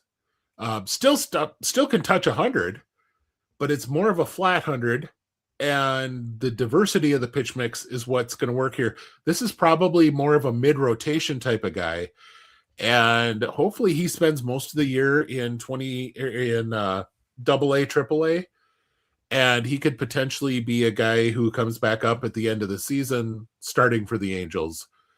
But I think he is going to be different than what we thought he was going to be last year. We thought he was going to be this high velocity, fastball, breaking ball stud, and now he's, like you said, 6 pitches, and yeah, the fastball can get up there, but it's not the holy shit pitch that we thought it might be. So this might just be a really, really good mid-rotation sort of guy. Nothing wrong with that. No, we will all take a half a dozen SP3s in our organization. You cannot have enough pitching, to your point. Robbie, you're off a timeout now, as long as you don't talk anymore. I am so excited. I'm so excited. So what did the Angels do previously? They drafted MLB ready type guys. You guys covered that, low hanging fruit. Okay. Picked it off. We get it, out fantasy community. We understand. As Ben mentioned, they had the pitcher draft where they drafted all of the pitchers that they possibly could. And we have seen struggle after struggle for guys. That was the Ben Joyce, Sam Bachman, 2021 draft, I think it was. That one has not yet bared the fruit expected and helped them save free agent dollars. But what they did last year after the Ryan Johnson fiasco, when he got sent back down, they must have had a philosophical conversation about change within the organization. And they went into this offseason and did the thing that teams that win 75 to 83 games do. And they got depth for their underachieving major league players. So there is a strong possibility that 3 or 4 of these knuckles that they've signed this offseason are lightning in a bottle for 2 to 3 weeks, and they are able to win games that they shouldn't win because someone is doing something unexpected. And it is going to be fascinating. They have re-signed Moncada, understood. They traded for Josh Lowe. Jorge Soler he's already been in the org. He is going to hang out. He's not one of their guys, though. They've got the catcher situation on lock for year 2, Ohapi and Darno. They've added multiple-time organizational disappointment Von Grissom, disappointed the Braves, disappointed the Red Sox. Now he's in town. Oswald Peraza, another multi-position guy they've got. But that's not it. And I got to say all this to get to the prospect stuff because it's important. Because typically what happens is these poor bastards hit AA and boom, they're in the show. Kyron Paris is the example of he was not ready. They did it. Caden Dana, from the arm standpoint, he was not ready. They did it. We have seen regression. Now, Paris came up last year or started with the big league club, had a really hot start to the year. That was the whole he's getting fastball things. All of a sudden, secondary pitches started coming. He struggled because he shouldn't have been in that position, shouldn't have been getting exposed that much. You hide somebody who's got the hot hand. You let him see the relief pitchers who want to throw heat, This year, that's not going to happen because Jmar Candelario, Trey Mancini are in the organization. They've got Nick Madrigal. Holy hell. They've signed guys to fill in at AAA so that they are not pitching too. Yes. And they are not forcing guys up. So it is great. Like Matthew Lugo and Jose Siri is better. Wade Meckler came over. There's guys there. Elijah Dunham, who a few years ago with the Yankees was, I think he had a really good AFL. And I remember being like, oh, Elijah Dunham's kind of found money here. They've got successful minor league players who are now in the organization that I'm hoping will help the minor league prospects that they've got, which is the whole thing about this. Because when you go to their rotation as well, they brought Kikuchi back. Soriano's their own Rule 5 guy that came back. Detmers is one of those other first-round picks. So there's 9. I think they've got 9 drafted dudes.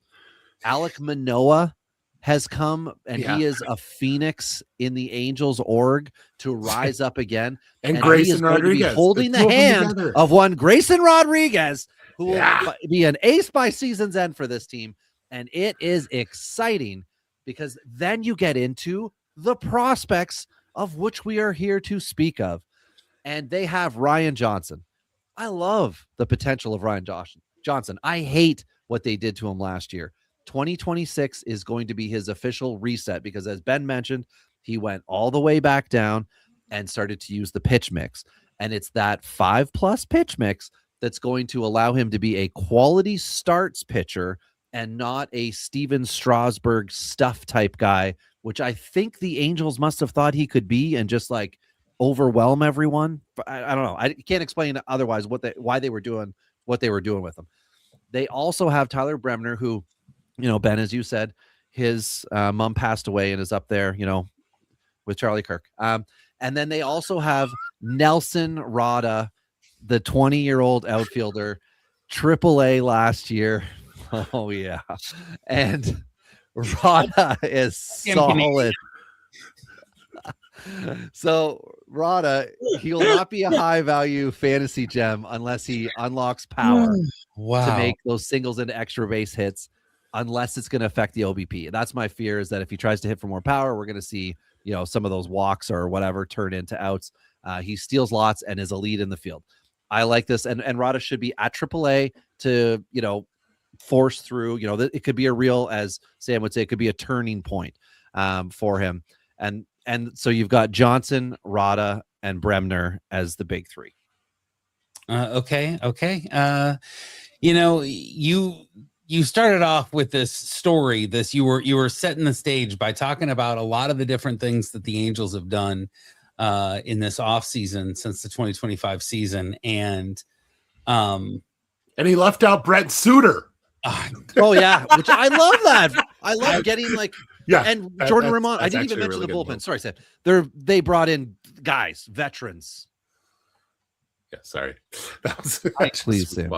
Yeah, and Anthony Rendon is no longer part of the team. No matter what, that's a win.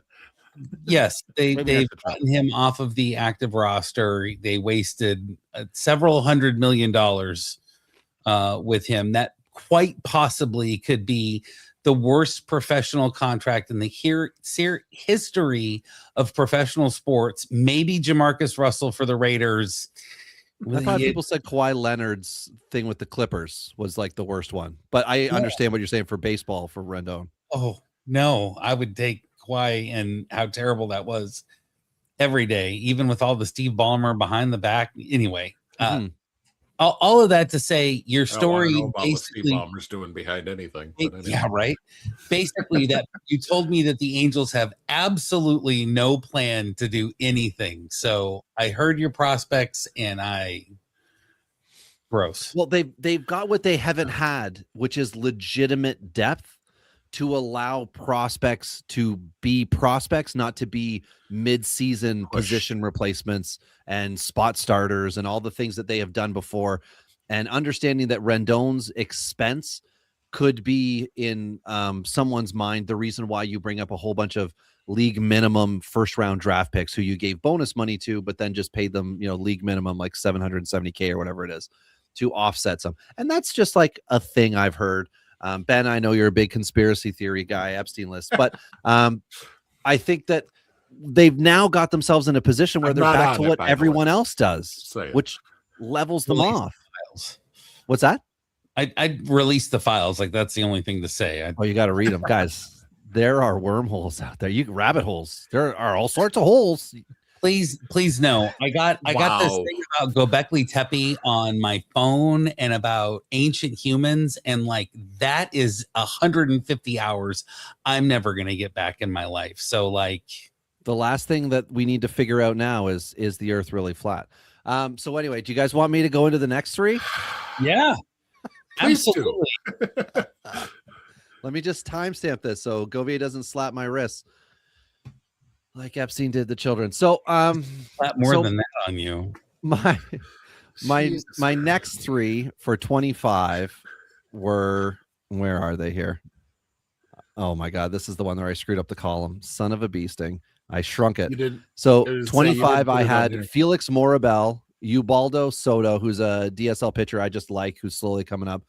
Barrett Kent, who was an 8th round draft pick in 23, who had a bad season. He repeated And the now bad has season. TGS. Now it is. But didn't he pitch and now suck also to start last year? Yeah. And then Yeah, okay. My note was like, 2 bad years and an injury. Yeah. Okay. And then Rule 5 pick Garrett McDaniels, who I thought may have been able to just fit. But that was back in the old Angels day of, like, they're not ready. We don't care. The next list here, they got some pitchers. They got Dylan Jordan, who quite like A-ball dude, but he's right-handed. So let's talk about somebody left-handed. This is probably my favorite guy in the system, Johnny Slawinski, or as I like to call him, Johnny Slaw, left-handed pitcher. He is a 6'3" Texan who was an easy pick as Bremner, as you guys talked about, as a legit second overall. He didn't get his full slot value, and some of that money went right into the slaw to get him at $2.5 million. Fastball, curve, slider, change. They all look like they're real pitches. Let's see what it's like in a pro atmosphere. But this is an exciting arm that we'll get to see. I am repeating Ubaldo Soto, but I'm not counting him, but I'm repeating him because he's still coming, baby. But that first season on Trump soil went pretty good for him.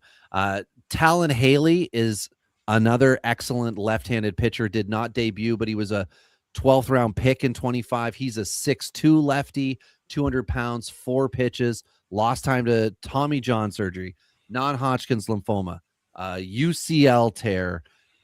So he's got like all the things going for him to be the comeback guy, but I realistically don't know if his body will let him become like a 12, 15 year major league or professional pitcher. I don't know that that's going to happen, but I do love, the potential that he's got. So, and then to count a catcher, because I wanted to count one today, I've got Gabriel Davilio, who coming out of the DSL.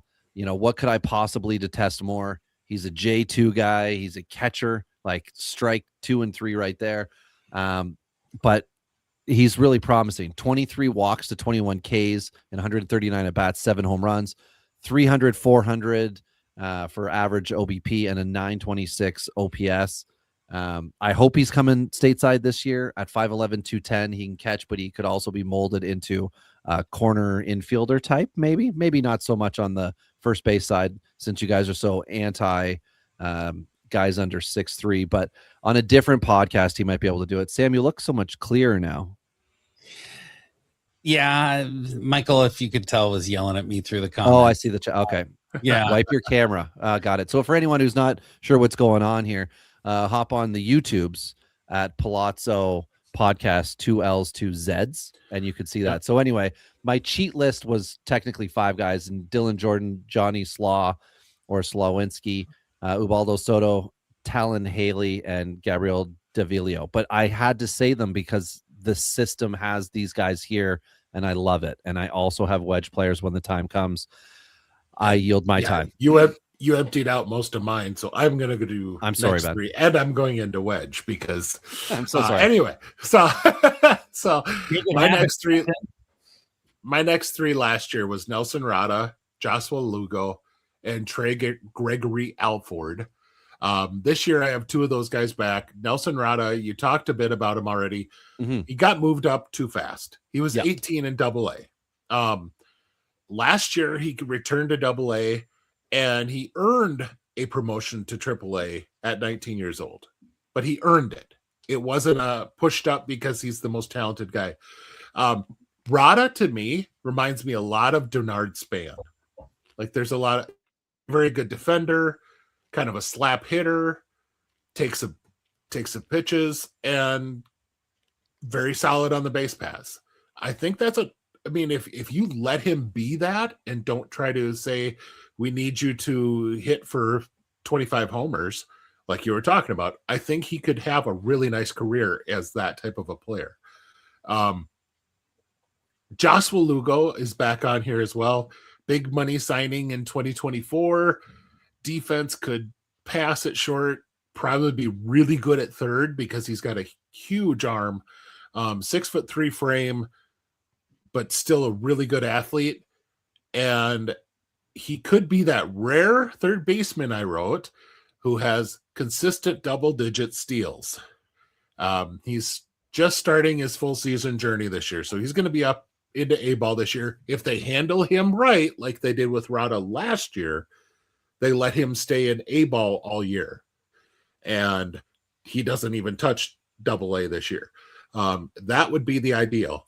And then last but not least is, we love our late draft pick guys. And I don't know if anyone had a better year as a late draft pick guy than Rowdy Rodriguez. Yeah. Who was a 19th round pick in 2023, ended up at the AFL and had an 1100 OPS in the AFL. But this is a guy who had, I think it was like 20 plus doubles, 14 triples, 14 home runs, 20 plus steals. This guy just did a little bit of, he had a Curtis Granderson season in the minors is what he had. That it was just amazing. And his raw tools would never say that that's what he should be doing, because he's about a 50 power, 50 speed type of guy. But he plays so far above his tools. And it's fun to watch him. Watching him in the AFL, the guy gets every pitch. If he can't make solid contact on it, he tips the bat out and fouls it off. And it was just if I were a pitcher, I would want to smoke him in the helmet a time or two, or throw one over his head anyway, just to say, quit doing that shit. But he had in the Fall Stars game, he had like an 8-pitch at bat that he then hit a single on and scored a run for the American League team. Really impressive stuff. I bet you he starts the year in high A, and very well could be the type of guy that gets up to Double-A this year and then slowly but surely makes his way to the majors.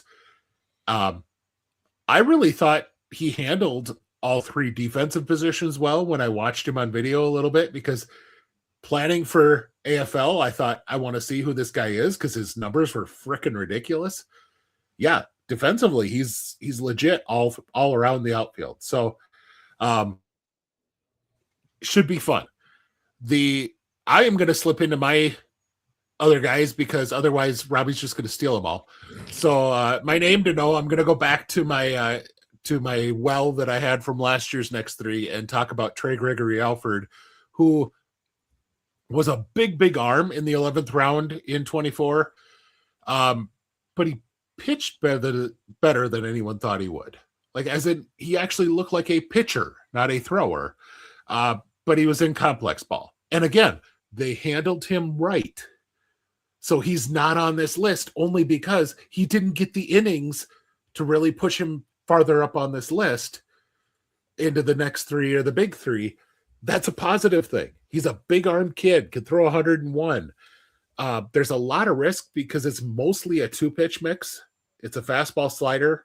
The changeup is a long ways off. He's tried a curve, 2 different types of curves. And I believe last year he even threw a cutter for a split second. None of them really work well.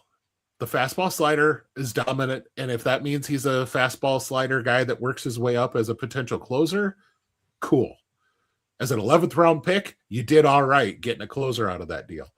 But really impressive arm that they didn't push too fast, which again, they've done this so damn much that you really enjoy seeing a kid who has legit talent that they let slowly develop. They let him stay in complex ball and learn the pitches and try to find out what was going to be the third pitch for him. Normally they would have taken those 2 pitches and said, all right, you former high school kid last year, you're now in Double-A trying to use a fastball slider and beat guys that are 5 years older than you. So my draftee, I'm surprised you didn't go here, Robbie. Lefty pitcher that they picked last year, turned 19, I believe, the day of or day after the draft. So he was a quote unquote old draftee, but he comes from a family who has a history in the Canadian Football League. Oh. And that is Xavier Mitchell, left-handed pitcher that was taken in the 13th round. And his uncle was a quarterback in the Canadian Football League, Keithan McCant. And I had an older brother. Oh, sorry, what was that?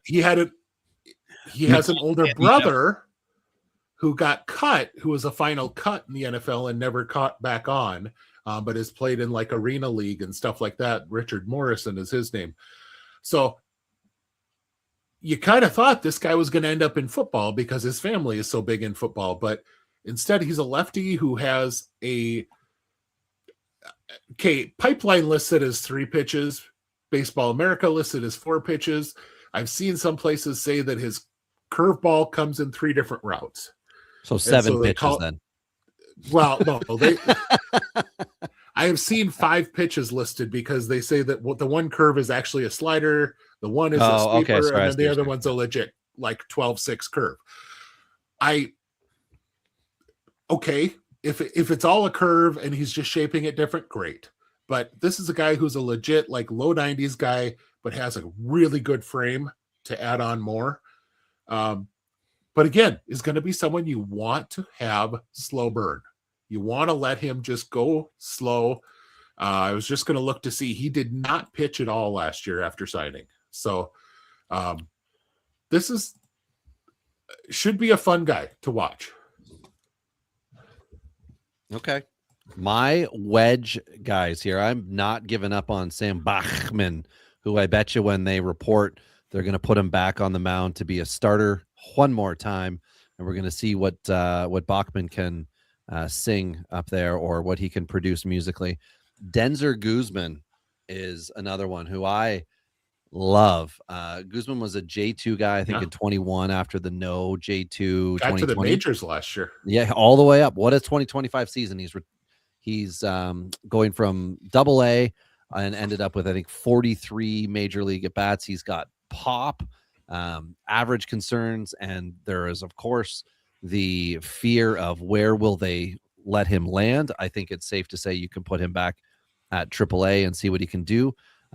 There's also Joel Hurtado, nailed it phonetically. He's a 25-year-old who in AAA was a J15 guy in 2022.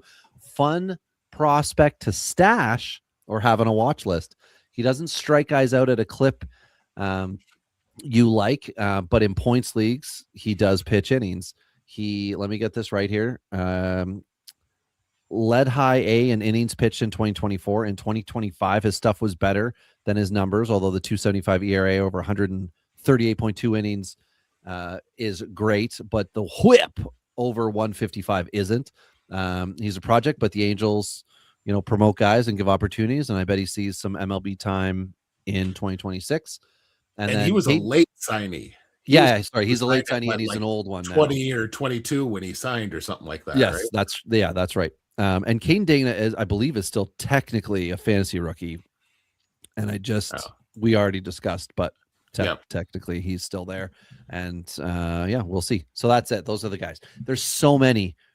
Sam, you're impressed. I know, I can tell because you look so much clearer. And obviously now you're thinking, oh man, like I've got something to fear here.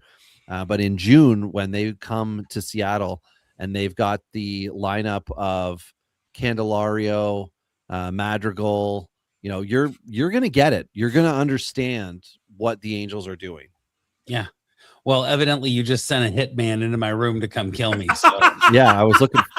I didn't see the pop on the top, My quick wit saved my life. So I think my son's upset that I'm hogging all the internet for the house. He's like, dude, people aren't going to shoot themselves on Xbox unless I'm there. So let's go. God. Well, I mean, we've set our piece, so I think we can let it go. This was a fun time. And like I said, this Angel system that we close with is a lot more fun to talk about than it was just a year ago.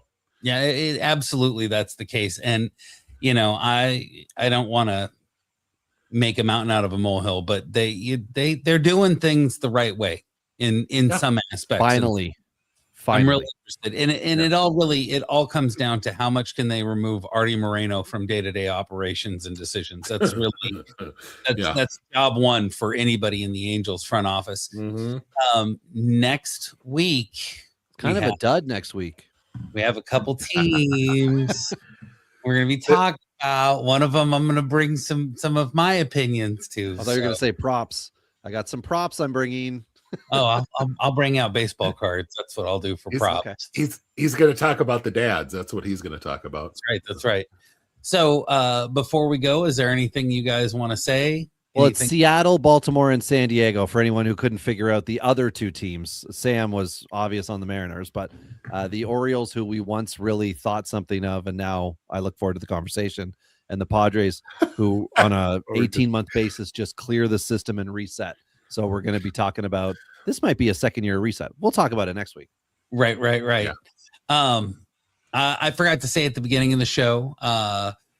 This year, I've been chosen. I get to join Mike Govier in New York for Tout. So I will be. Oh, wow. Very cool, Sam. Weeks.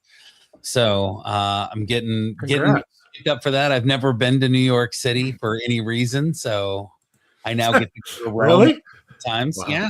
I'm a West Coaster, baby. Let's go. So good times. I'm real excited about that. I'll be taking pictures and sharing with you guys. Going to a Broadway show, right? I'm probably not. And it's hard to say that because like I'm a theater major. I literally have a theater degree. I know, I get it.